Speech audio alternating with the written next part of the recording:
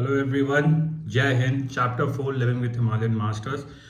दोस्तों, इसमें स्वामी रामानंद जी ने यतीस की बात कही है, मतलब स्नोमैन की। देखिए, मैं समराइज करके बात बता रहा हूँ। एसेंशियली स्वामी रामानंद जी ये बताते हैं कि यतीस जो YETIS वर्ड है, इसका मतलब ये होता है साधु, संत। शंकराचार्य ने कुछ ऑर्डर्स बनाए हैं, उसके अंदर ये यतीस आते हैं, लेकिन लोगों ने उसको मिसगाइड कर रहे हैं इस वर्ड को, उसको समझते हैं बर्फ वाला आदमी, स्नोमैन।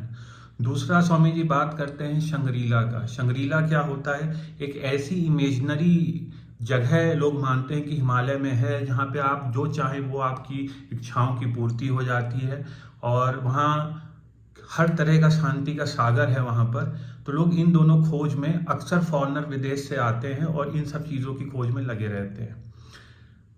स्वामी जी का ये कहना है कि वहाँ पे जो शेरपास होते हैं, मतलब कि आप ऐसा समझ सकते हैं आम आदमी की भाषा में, जो आप गाइड करते हैं, जो आपको पहाड़ों में चढ़ाते हैं, तो उनको माउंटेन पीक्स के बारे में बहुत सारी चीज़ें बहुत अच्छे से पता रहती है, लेकिन जो एक आपका स्पिरिचुअल नॉलेज होता है वो लोगों के पास नहीं होता है। स्वामी जी कहते हैं कि ये जो शंग्रीला का कॉन्सेप्ट है, कि एक ऐसी जगह जहाँ आपको बहुत सारी शांति जो आप चाहते हैं हिमालय में वो आपको मिल जाती है, ये बेसिकली कुछ स्क्रिप्चर्स में, कुछ मोनेस्ट्रीज के बारे में बताया गया है। जैसे कि कंचनजंगा के बारे में आपने सुना होगा, वहाँ पे 14,000 अबव सी लेवल, मतलब उतनी ऊंचाइयों पर वो है, और वहाँ पे मोनेस्ट्रीज है। तो उन मोनेस्ट्रीज के बारे में कुछ ऐसी मेडिटेशन प्रैक्टिसेस बताई गई हैं। इनफैक्ट स्वामी जी स्वयं एक मोनेस्ट्री में रहे हैं, जो कि तिब्बत और गढ़वाल रीजन के पास है, जहाँ पे कई सारे लोग एक साथ मेडिटेट कर सकते हैं। वहाँ पे संस्कृत, तिब्बतन लैंग्वेज में और कई भाषाओं में काफ़ी स्क्रिप्चर प्रिजर्व करके रखे गए हैं।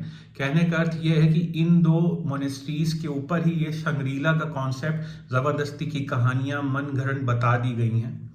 और स्वामी जी कहते हैं कि जब दार्जिलिंग में जो पहाड़ होते हैं, तो लोग वहाँ आते हैं हिमालयाज में चढ़ने के लिए, तो जो गाइड करते हैं, जिनको शेरपास कह रहे हैं, तो वो लोग करते क्या कि खाना उना सब पीठ पे लाते हैं, ऑक्सीजन सिलेंडर्स वगैरह रखते हैं, और सब कोई जाते हैं ऊपर। तो वहाँ बहुत सारी चीज़ें उन लोग को मिल भी जाती है। फिर यही गाइड कुछ ना कुछ बातें ऐसी बता देते हैं कि फॉरनर्स को लगता है कि नहीं नहीं नहीं, अब तो हमें खोज करनी ही पड़ेगी। इनफैक्ट स्वामी जी ने ये बताया कि कुछ साल पहले उनको कुछ अमेरिकन मिले थे कुछ हिंदुस्तानियों के साथ, वो 4 महीने वहाँ खोज किए स्नोमैन की।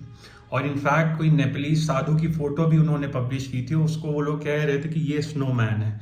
अब इनफैक्ट उनको कोई एक दार्जिलिंग में कोई विदेशी महिला भी मिली थी, जो इसी कॉन्सेप्ट के लिए आई थी, 2-3 बार आई, ढूंढ रही थी स्नोमैन कहाँ है, शंग्रीला कहाँ है, और हम इसकी और पिक्चर बनाएंगे। तो बेसिकली जो भी फॉरेनर्स आते हैं वो इन सब चीज़ों से काफ़ी मिसगाइड होते हैं। स्वामी जी का ये कहना है मोटे तौर पे कि जो हिमालयाज में जो ग्रैंड मदर्स होती हैं, ये लोग अपने बच्चों को कुछ ना कुछ चीज़ें फैंटेसाइज करके स्टोरीज बता देती, जिसके कारण से उन लोग को ऐसा लगता है कि ये एग्जिस्ट कर रहा है।